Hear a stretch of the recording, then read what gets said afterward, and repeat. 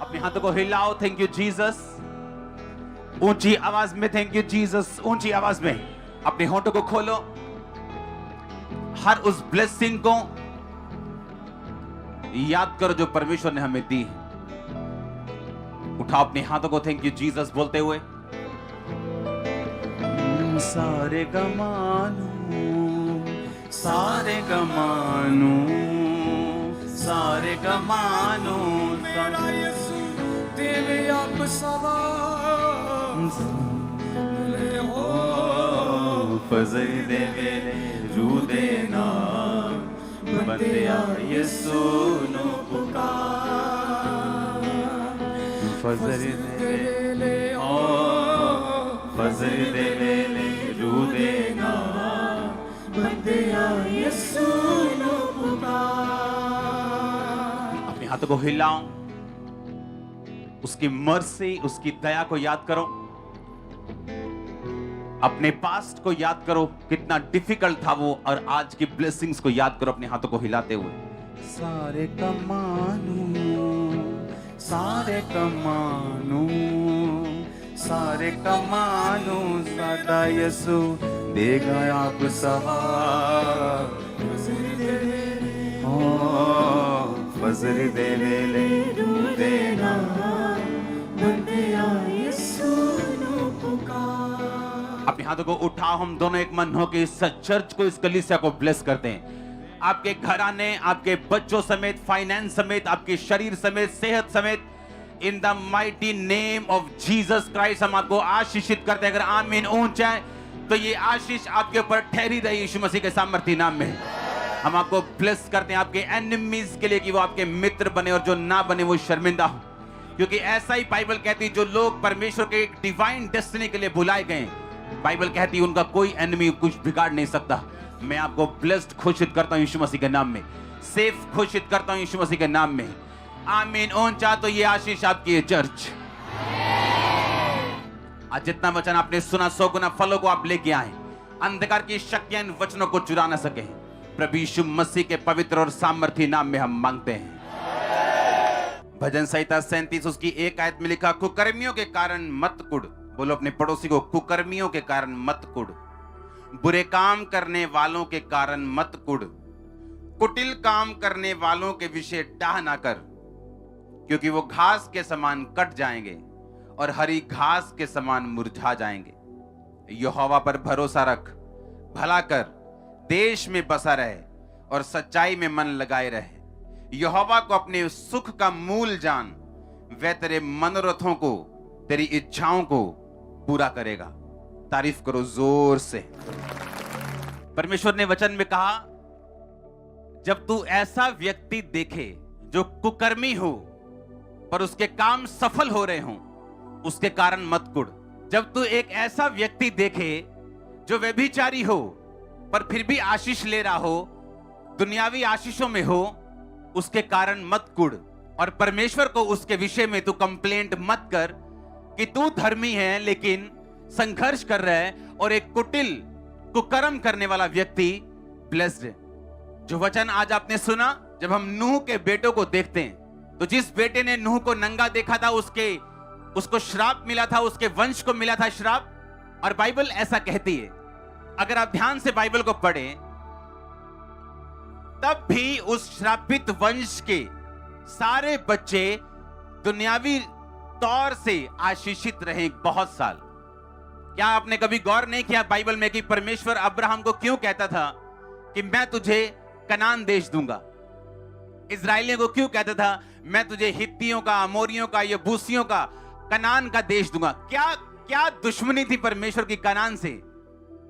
क्योंकि वो कनानी, वो हित्ती, वो सारे जितने आप वंश पढ़ते हैं जो परमेश्वर ने कहा था मैं तुमको दूंगा, वो सारे उसी बेटे के वंश हैं जिसने अपने बाप को नंगा देखा था। आप नीनवे देख लो, उसी हाम से निकला होगा, नूह के बेटे से। आप मिस्र देख लो, वो नाम आपको वहां मिलेगा। वही योना नबी नीनवे को गया था तौबा करवाने के लिए उनकी, क्योंकि वो परमेश्वर से दूर थे। और किसका वंश थे वो? उसी बेटे का जिसने पाप किया था। और अगर आप बाइबल की गहरी स्टडी करें, आपको मालूम होगा कि नीनवे जो शहर था उसको बार बार लूटा जाता था, बार बार वो प्रॉब्लम में फंसता था, बार बार उस पे अटैक होते थे, इसके बावजूद फिर भी उनका मन नहीं किया कि वो परमेश्वर की ओर मुड़े। इसलिए मैंने कहा कितना फायदेमंद है धर्मी रहना, क्योंकि एक पापी अगर आशीषित भी हो जाए तो बाइबल कहती है उसकी आशीष बनी नहीं रहेगी, और परमेश्वर धर्मी का ध्यान रखेगा, उसके वंश का ध्यान रखेगा। वो आज सफर कर सकता है, आज मुश्किल में हो सकता है, पर कल उसी का है यीशु मसीह के नाम में। मैं घोषणा करता हूं कल आपका है चर्च, वो आपके बच्चों का है, वो आपकी फैमिली का है। आमीन। ऊंचा तो ये आशीष आपकी है। इसलिए मैंने कहा कितना फायदेमंद है धर्मी रहना, क्योंकि पापी अगर फलवंत भी हो जाए तो वो कटने के लिए होगा। बाइबल कहती है जब परमेश्वर ने जल प्रलय के द्वारा सारी पृथ्वी का नाश किया, नूह और उसके 3 बेटे, उसकी 3 बहुएं और उसकी पत्नी बची, और एक लड़के से फिर पाप शुरू हुआ, और उसका कारण नूह खुद था। बाइबल कहती है उसने इतनी शराब पी कि वो बेसुध हुआ। इसलिए बाइबल कहती है मदिरा चाहना रईसों को नहीं फबता। अगर आप स्पिरिचुअली रईस होना चाहते हैं, मदिरा आपको नहीं फबती, वो आपके लिए नहीं बनी। शैतान जितने मर्जी आपको वचन से आपको एग्जांपल्स दे, लेकिन वो रॉन्ग ही रहेगा हमेशा। हालेलुया। और वो व्यक्ति जिन्होंने अपने बाप के नंगेपन को ढका, बाइबल कहती परमेश्वर ने उन्हें फलवंत किया, और आने वाले सभी देश ब्लेसिंग्स परमेश्वर ने उन लोगों के लिए रखी।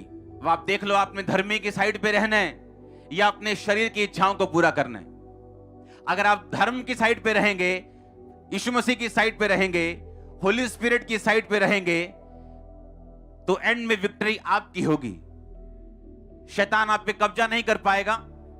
आमीन। छोटा चर्च, आप मेरी बात को समझ रहे कि नहीं? एक पापी जितना मर्जी फलवंत क्यों ना हो जाए, इसका मतलब यह नहीं है कि परमेश्वर उसके साथ है।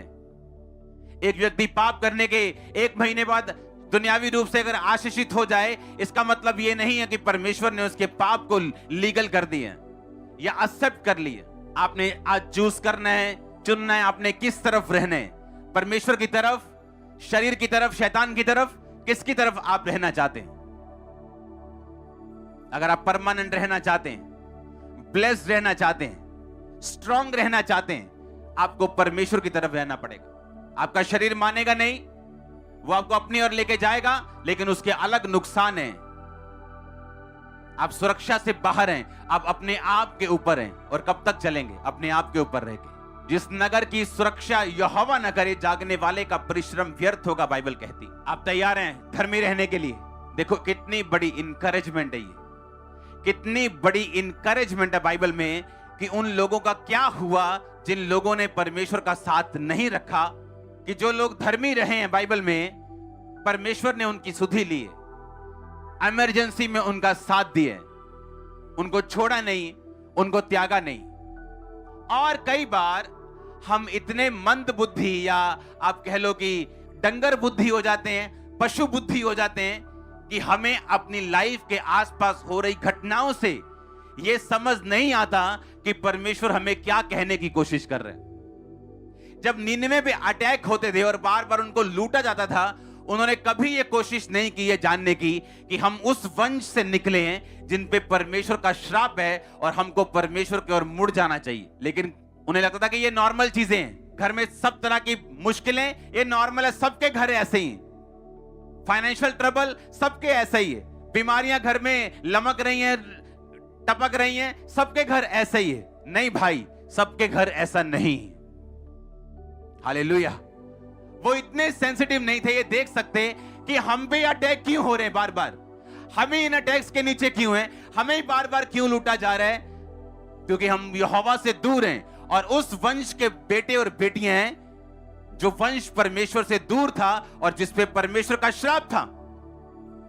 इसलिए आज जब एक व्यक्ति मूर्ति पूजा घराने से निकलता है, बाइबल कहती है जो मूर्तियों को पूजेगा उस पे श्राप रहेंगे, क्योंकि वो ना बोल सकती ना सुन सकती, और तुम भी ऐसे ही हो जाओगे। लेकिन हम कभी भी इतने सेंसिटिव नहीं होते कि इतने ट्रबल हमारी फैमिली में क्यों है, क्योंकि परमेश्वर से हम दूर हैं और श्रापों के नीचे। और जब हम सेंसिटिव हो जाते हैं, अलर्ट हो जाते हैं और अपनी लाइफ के आसपास की घटनाओं से समझने लगते हैं कि परमेश्वर हमें किस दिशा की ओर लेके जाना चाहता है, तब आपका राइज, आपका आपका ऊपर जाना